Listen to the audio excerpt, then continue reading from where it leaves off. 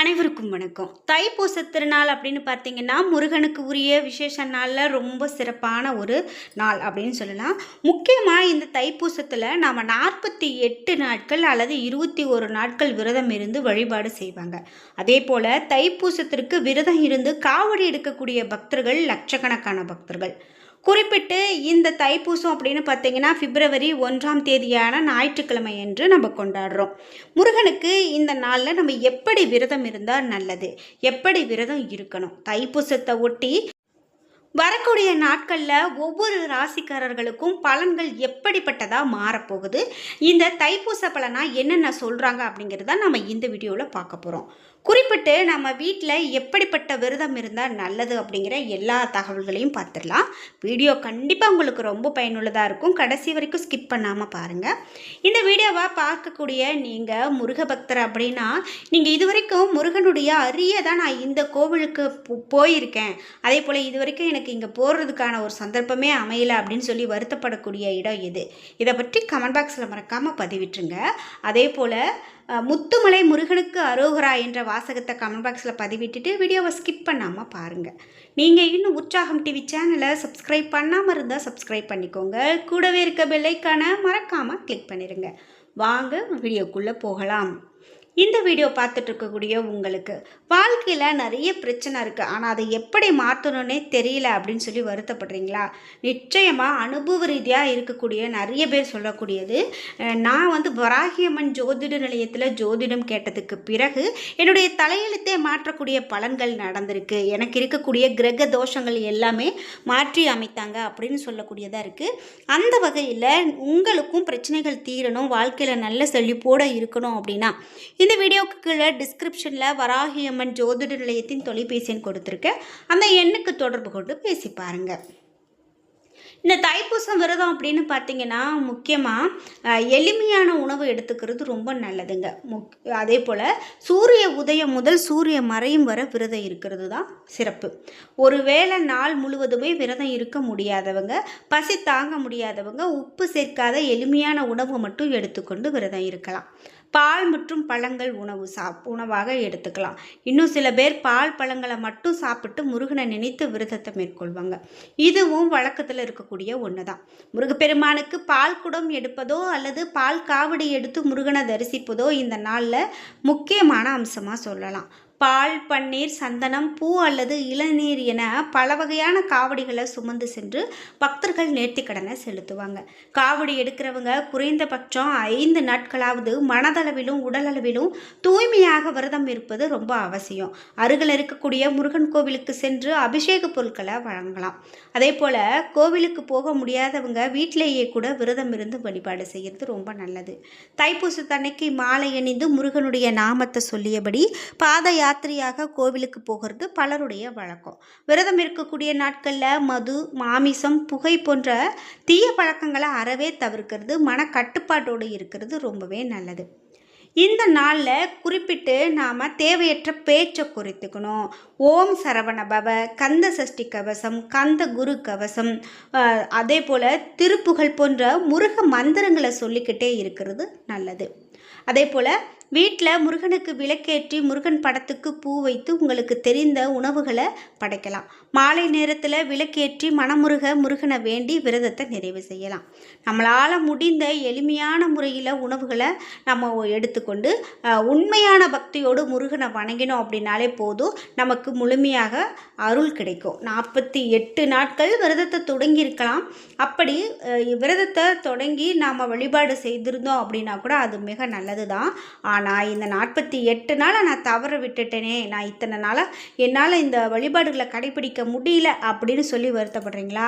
இனிமேல் உங்களுக்கு அந்த வருத்தமே வேண்டாம். இந்த இருக்கக்கூடிய ஒரு நாளாவது முழுமையாக நீங்கள் விரதம் இருந்து வழிபாடு செய்தீங்க அப்படின்னா போதும், நிச்சயமாக உங்களுக்கு பலன்கள் சிறப்பாக இருக்கும்.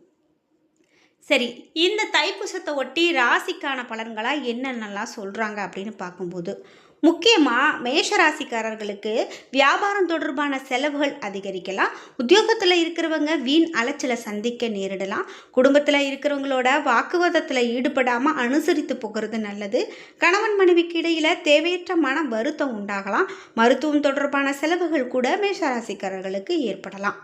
பரிகாரமாக முருகனை அர்ச்சனை செய்து வணங்கி வழிபட மனக்கவலைகள் நீங்கும், வாழ்க்கையில் முன்னேற்றம் உண்டாகும் அப்படின்னு சொல்கிறாங்க. அடுத்ததாக ரிஷபராசிக்காரர்களுக்கு வியாபார வளர்ச்சிக்கு புதிய திட்டங்களை தீட்டுவீங்க. உத்தியோகத்தில் இருக்கிறவங்களுக்கு நிலுவையில் இருக்கக்கூடிய பணம் கைக்கு கிடைக்கும். குடும்பத்தில் மகிழ்ச்சி நிலவும். குடும்பத்துக்கு தேவையான பொருட்கள் வாங்குவீங்க. நீண்ட நாட்களாக வாங்க நினைத்த ஆடை ஆபரணம் வாங்க நேரிடலாம். குடும்பத்தில் இருக்கிறவங்களோட விருந்து நிகழ்ச்சிகளை சென்று மகிழ்வீங்க. அதே போல் பெண்களுக்கு பண வரத்து அதிகரிக்கும். கலைத்துறையினருக்கு எந்த ஒரு காரியமும் லாபகரமாக நடந்து முடியும். அரசியல் துறையினருக்கு செயல்திறன் கூடும். மாணவர்களுக்கு பாடங்களை மன நிறைவோடு படிப்பீங்க. கூடுதல் மதிப்பெண் பெற மேற்கொள்ளக்கூடிய முயற்சிகள் கண்டிப்பாக வெற்றி பெறும் அப்படின்னு சொல்லலாம். உங்களுக்கு பரிகாரம் அப்படின்னு பார்த்தீங்கன்னா, நவகிரகத்தில் சுக்கிரனுக்கு தீபம் ஏற்றி பூஜை செய்து வழிபட்டீங்க அப்படின்னா பண வரத்து கூடும், குடும்பத்தில் மகிழ்ச்சி உண்டாகும். இதே போல் மிதுனம் ராசிக்காரர்களுக்கு உத்தியோகஸ்தர்களுக்கு அப்படின்னு பார்த்தீங்கன்னா முன்னேற்றம் காணக்கூடியதாக இருக்கும். வேலை பற்றிய கவலை நிவர்த்தியாகும். உங்களுக்கு குடும்பத்தில் வாக்குவாதங்கள் உண்டாகலாம். வாழ்க்கை துணையையும் குழந்தைகளிடம் அனுசரித்து செல்வதும் நல்லது. குடும்பத்துக்காக கூடுதலாக உழைக்க வேண்டியது இருக்கலாம். பெண்களுக்கு எடுத்த காரியத்தை செய்து முடிக்க கால தாமதம் ஏற்படலாம். கலைத்துறையினருக்கு திட்டமிட்டு செயல்படுவது முன்னேற்றத்திற்கு வழிவகுக்கும். அரசியல் துறையினருக்கு புதிய பதவிகள் கிடைக்கும். மாணவர்களுக்கு எதிர்காலம் பற்றிய திட்டங்களை மனதில் தோன்றலாம். இதே போல் மிதுனம் ராசிக்காரர்களுக்கு பரிகாரம் அப்படின்னு பார்த்தீங்கன்னா, வெங்கடாஜலபதியை வணங்க பிரச்சனைகள் தீரக்கூடியதாக இனி வரக்கூடிய காலகட்டம் இருக்கும் அப்படின்னு சொல்லலாம். அதனால் நீங்கள் எந்த விதமான கவலையும் இல்லாமல் இருக்கலாம். அடுத்ததாக கடகம் ராசிக்காரர்களுக்கு என்ன மாதிரியான பலன்கள் இருக்க போகுது அப்படின்னு பார்த்தீங்கன்னா, பிரச்சனைகளையே பேசி பேசி தீர்த்துடலாம் அப்படின்னு அதையே பேசிகிட்டு இருக்காமல் அடுத்த வேலைக்கு நகர்ந்து போகிறது நல்லது. உத்தியோகத்தில் இருக்கிறவங்க பதவி உயர்வு, கூடுதலாக பொறுப்புகள் கிடைக்க பெறுவாங்க. குடும்பத்தில் இருப்பவர்களால் கூடுதல் வருமானம் கிடைக்கும். கணவன் மனைவிக்கு இடையில் சுமூகமான நிலை காணப்படும்.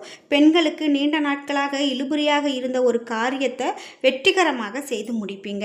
கலைத்துறையினருக்கு முக்கியமான நபர்களுடைய அறிமுகத்தால் நன்மை உண்டாகும். அரசியல் துறையினருக்கு எதையுமே புத்தி சாதுரியத்தை பயன்படுத்தி சமாளிப்பீங்க. மாணவர்களுக்கு படிக்கிறதுல ஆர்வம் உண்டாகும். நீ வரக்கூடிய நாட்களில் வெளியில் தங்கக்கூடிய சூழல் கூட ஏற்படலாம். எடுத்த காரியத்தை செய்யும் போது எது சரி எது தவறு என்று தடுமாற்றம் ஏற்படலாம். திறமையால் அதனை செய்து முடிப்பீங்க. பண வரவு எதிர்பார்த்தபடி இருக்கும். தொழில் வியாபாரம் முன்னேற்ற பாதையில் செல்லும். நிதி உதவி கிடைக்கும். வாடிக்கையாளர்கள் மத்தியில் மதிப்பு கூடும். உத்தியோகத்தில் இருக்கிறவங்களுக்கு நீண்ட நாட்களாக எதிர்பார்த்த பதவி உயர்வு கிடைக்கலாம். உங்களுக்கு வரக்கூடிய நாட்களில் நிலுவையில் இருந்த பணம் கூட வந்து சேரும் அப்படின்னே சொல்லலாம். அடுத்ததாக சிம்மம் ராசி. சிம்மராசிக்காரர்கள் சாமர்த்தியமான பேச்சின் மூலமாக காரியங்களை சாதித்து கொள்வீங்க. பணம் வர்றது அதிகரித்து காணப்படும். வாழ்க்கையில் நல்ல முன்னேற்றம் காண்பதற்கான வாய்ப்பு இருக்குது. வெளியூர் பயணங்கள் சாதகமான பலனை கொடுக்கும். மற்றவர்களுடைய நலனுக்காக வாதாடி வெற்றி பெறுவீங்க. கௌரவம் அந்தஸ்து உயரும். தொழில் வியாபாரத்தில் நல்ல முன்னேற்றம் உண்டாகும். பழைய பாக்கிகள் வசூலாகும். உங்களுக்கு ஆர்டர்கள் வருவது திருப்திகரமானதாகவே இருக்கும். அதே போல் குடும்பத்தில் சுக சௌகரியம் உண்டாகும். நீண்ட நாட்களாக இருந்த பிரச்சனைகள் தீரும். கணவன் மனைவிக்கு இடையில அன்பான நிலை காணப்படும். பிள்ளைகளுடைய அறிவுத்திறனை வெளிப்படுத்தக்கூடிய நிலையில் உங்களுக்கு இருக்கும். இது மட்டும் இல்லாமல் சிவனை வணங்க மனதில் தைரியம் பிறக்கும். காரிய வெற்றி உண்டாகும். அடுத்ததாக கன்னிராசி. கன்னிராசிக்காரர்களுக்கு உத்தியோகத்தில் இருக்கிறவங்க மேல அதிகாரிகள் சொற்படி நடக்கிறது நன்மையை கொடுக்கும். சிலர் புதிய வேலைக்கு முயற்சி செய்வாங்க. குடும்பத்தில் சுமூகமான சூழல் காணப்படும். வாழ்க்கை துணை உங்களுக்கு பல விதத்திலும் உதவி செய்வாங்க. உறவினருடைய வருகை கண்டிப்பாக இருக்கும். பெண்களுக்கு உங்களுடைய செயல்களுக்கு மற்றவர்களுடைய ஆதரவு கிடைக்கும். கலைத்துறையினர் அனுபவபூர்வமான அறிவுத்திறனை உபயோகிக்கிறது எதிலுமே வெற்றியை கொடுக்கும். அரசியல் துறையினருக்கு புதிய ஒப்பந்தங்கள் கையெழுத்தாகும். மாணவர்களுக்கு பெற்றோர் ஆசிரியர் கூறியபடி செயல்படுவது மிக மிக நல்லது. உங்களுக்கு வரக்கூடிய நாட்களில் கடனுக்கு பொருட்களை அனுப்பும் போது எச்சரிக்கையாக இருக்க வேண்டும் அப்படின்னு சொல்கிறாங்க. உத்தியோகத்தில் இருக்கிறவங்க கூடுதலாக உழைக்க வேண்டியது இருக்கும். மேலதிகாரிகளோடு கவனமாக பேசுறது நல்லது. இது மட்டும் இல்லாமல் கணவன் மனைவிக்கு இடையில் கருத்து வேற்றுமை உண்டாகலாம். என்ன நண்பர்களே, இன்றைக்கி வீடியோவில் தைப்பூசத்தின் மூலமாக ஒவ்வொரு ராசிக்காரர்களுக்கும் எப்படிப்பட்ட பலன்கள் இருக்கிறது அப்படின்னு பார்த்து தெரிஞ்சுக்கிட்டோம். வீடியோ கண்டிப்பாக உங்களுக்கு ரொம்ப பயனுள்ளதாக இருந்திருக்கும். வீடியோ உங்களுக்கு பிடிச்சிருந்தா லைக் பண்ணுங்கள், ஷேர் பண்ணுங்கள், கமெண்ட் பண்ணுங்கள். நீங்கள் இன்னும் உற்சாகம் டிவி சேனலை சப்ஸ்கிரைப் பண்ணாமல் இருந்தால் சப்ஸ்கிரைப் பண்ணிக்கோங்க. கூடவே இருக்க பெல் ஐக்கானை மறக்காமல் கிளிக் பண்ணிடுங்க. நன்றி வியூவர்ஸ்.